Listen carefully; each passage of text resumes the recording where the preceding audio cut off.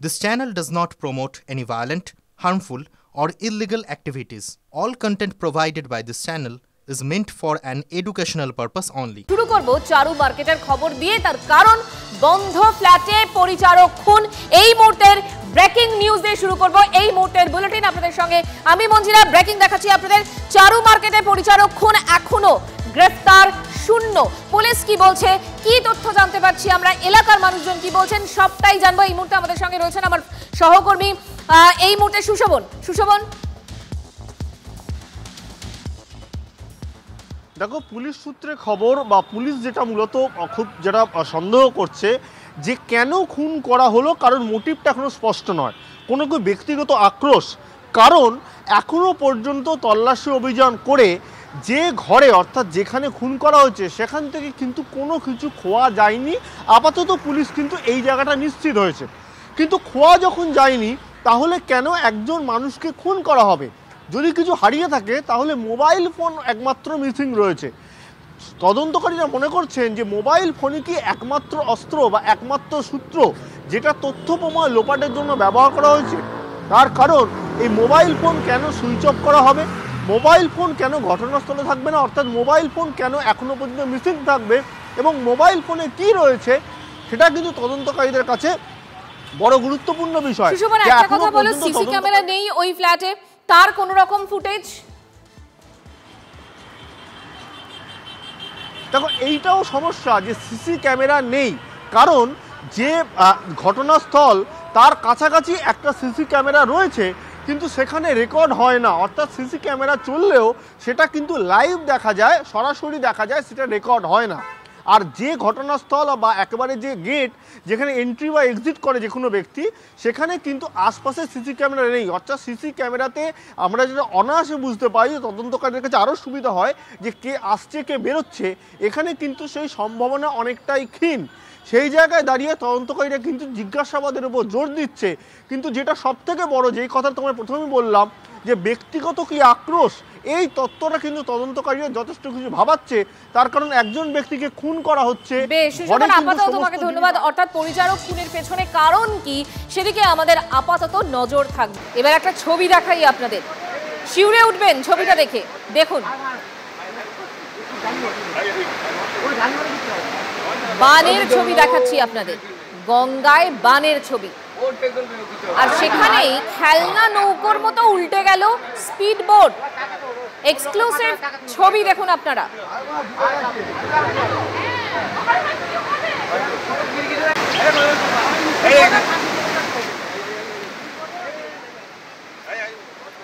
উলুবেড়িয়া দক্ষিণ জগদীশপুরের ঘটনা আপনাদের বিগ ওয়ালে এই মুহূর্তে দেখাচ্ছি।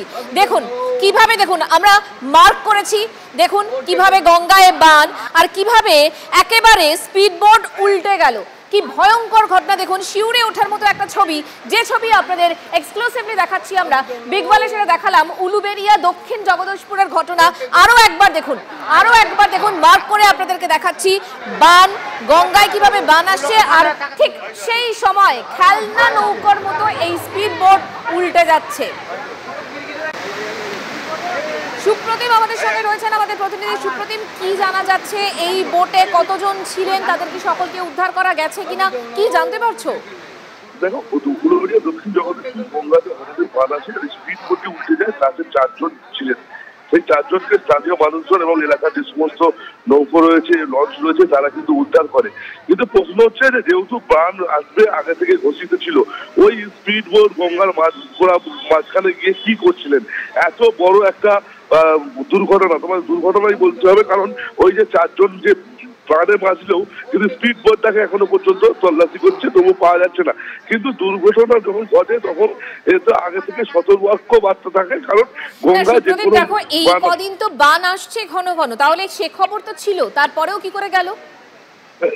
এটাই তো প্রশ্ন হচ্ছে যে এই যে এতদিন ধরে বান আসে এবং অবশ্যই কোটাল আছে, তারপরও 4 জন যুবক তারা স্পিড বোট নিয়ে গঙ্গার মাঝখানে গিয়েছিলেন।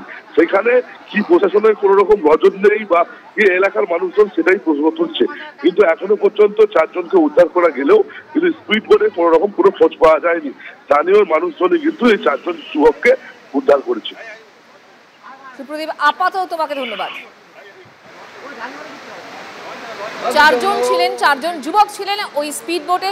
তাদেরকে উদ্ধার করা গেলেও স্পিড বোটের এখনো পর্যন্ত খোঁজ পাওয়া যায়নি। প্রশ্ন হচ্ছে গঙ্গায় বান, সেই পূর্বাভাস ছিল, তারপরেও কিভাবে এই স্পিড বোট গঙ্গায় গেল, মাঝ গঙ্গায় গেল?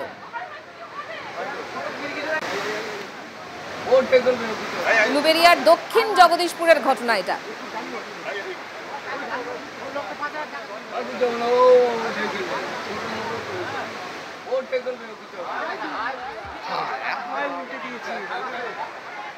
এই বাংলায় অ্যাসিড হামলার অভিযোগ। এবার ঘটনাস্থল বীরভূমের পাইকর। বিয়েতে রাজি না হওয়ায় প্রেমিকার মুখে অ্যাসিড ছোড়ার অভিযোগ উঠল প্রেমিকের বিরুদ্ধে। গুরুতর জখম ওই তরুণী, হাসপাতালে ভর্তি। গ্রেফতার করা হয়েছে তরুণীর প্রেমিককে। বলছে তুই বিয়ে করবি কি না? বললাম যে আমি বিয়ে করব, কিন্তু এখন করব না। আমি রিতপর তখন আমার মাদেরকে বলবো, আপনার মাদেরকে বলবেন বিয়ের কথা, যদি না রাজি হয় তারপরে তখন দেখা যাবে। মোবাইল দেন করতে করতে আমার মুখে অ্যাসিড মেরে ও ছুটে পালালো। কে? আমি যাকে ভালোবাসি। ও কি নামটা? ও আমার যেমন করেছে আমি তেমন অর্ডার চাই। দুটো লোক গেছিল ধানমূলাতে, ভূত নাকি রে, ভয় ওরা পালাইছিল নি, আবার ঘুরে এসে দেখছে তখন চিৎকার করছে যে আমি জলি আমাকে বাঁচাও বাঁচাও। সেই লোক দুটো আবার এনে বাড়িতে রেখে গেল। কি চাইছেন? আমি সাজা চাইছি। আর হিমাদ্রি আমাদের সঙ্গে রয়েছেন, আমাদের প্রতিনিধি। হিমাদ্রি, অভিযোগ থানায় কোনো রকম দায়ের হয়েছে? ওই যুবকের কোনো রকম খোঁজ পেয়েছে পুলিশ? দেখো, ওই যুবককে ইতিমধ্যেই কিন্তু গ্রেপ্তার করা হয়েছে। ওই যুবককে পাইকর থানায় লিখিত অভিযোগ দায়ের করা হয়, এরপরেই কিন্তু গ্রেপ্তার করা হয় তাকে। প্রশ্ন উঠছে যে বিয়েতে রাজি না হওয়ায় এইভাবে অ্যাসিড হামলা করা হলো, সেটা নিয়েই বড় প্রশ্ন। যে দিন দিন যে নিরাপত্তাহীনতায় ভুগছে, যেটা বারবার বিরোধীরা অভিযোগ করে আসে, সেটাই কিন্তু দেখতে পাওয়া যাচ্ছে। এর আগেও এই বীরভূম জেলাতে এই ধরনের অ্যাসিড হামলার ঘটনা কিন্তু ঘটেছে। এরপর ফের বিয়ের প্রস্তাবে রাজি না হওয়ায় অ্যাসিড হামলা এবং তাকে গুরুতর আহত অবস্থায় ভর্তি করা হয়েছে হাসপাতালে। তার মুখে এবং হাতে এবং শরীরের বেশ কিছু জায়গায় সেই অ্যাসিডের আক্রমণ করা হয়েছে তাকে। এই যে এই ঘটনা বারবার ঘটছে, এর কারণ কি উঠে আসছে? মানে পুলিশ কি বলছে? তবে পুলিশ তাকে জিজ্ঞাসাবাদ করছে ইতিমধ্যেই। পুলিশ তাকে জিজ্ঞাসাবাদ করছে যে কি কারণে, শুধুমাত্র কি এই বিয়েতে রাজি না হওয়া, নাকি এর পেছনে রয়েছে অন্য কোনো কারণ, বা ওই মহিলা যখন তাকে বলছিল যে বাড়িতে রাজি হলে পরে বিয়ে করবে, তার পরবর্তী ক্ষেত্রে দেখা যাবে তারা কি করবে, কিন্তু হঠাৎই তাকে প্রস্তাব দেওয়া হয় যে বিয়ে, তারপরে তিনি রাজি হন না, তারপরে সাথে অ্যাসিড হামলা, নাকি অন্য এর পেছনে অন্য কোনো রহস্য রয়েছে, সমস্ত কিছু তদন্ত করছে পাইকর থানার পুলিশ। হিমাদ্রি, তোমাকে আপাতত ধন্যবাদ। অ্যাসিড হামলার অভিযোগ এবার বীরভূমের পাইকরে। বিয়েতে রাজি না হওয়ায় প্রেমিকার মুখে অ্যাসিড ছোড়ার অভিযোগ উঠল প্রেমিকের বিরুদ্ধে। গুরুতর জখম ওই তরুণী, ভর্তি হাসপাতালে। গ্রেফতার করা হয়েছে ওই প্রেমিককে। প্রাক্তন পুলিশ কর্তা অরিন্দম আচার্য এই মুহূর্তে আমাদের সঙ্গে রয়েছেন। অরিন্দম বাবু, এ বাংলায় অ্যাসিড হামলার ঘটনা একটু বেশি ঘটছে বীরভূমে, পরপর দেখতে পাচ্ছি আমরা ঘটনা। কেন, কি কারণে বাড়ছে ধরনের ঘটনা, আপনার কি মনে হয়?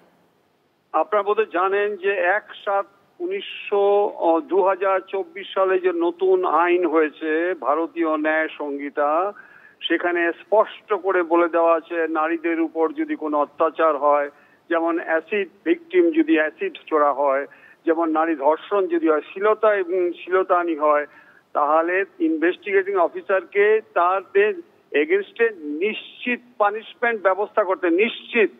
তাহলে এখন প্রশ্ন হচ্ছে, এই যে অ্যাসিড ভিকটিম, আমরা আগে জানতাম যে বাংলাদেশ ছিল, পরে শ্রীলঙ্কা, এখন অ্যাসিড ভিকটিম আপনি পরবর্তীকালে দেখুন ক্যানিং এ হয়েছে, জয়নগর হয়েছে, বিভিন্ন জায়গায়। কেন হচ্ছে?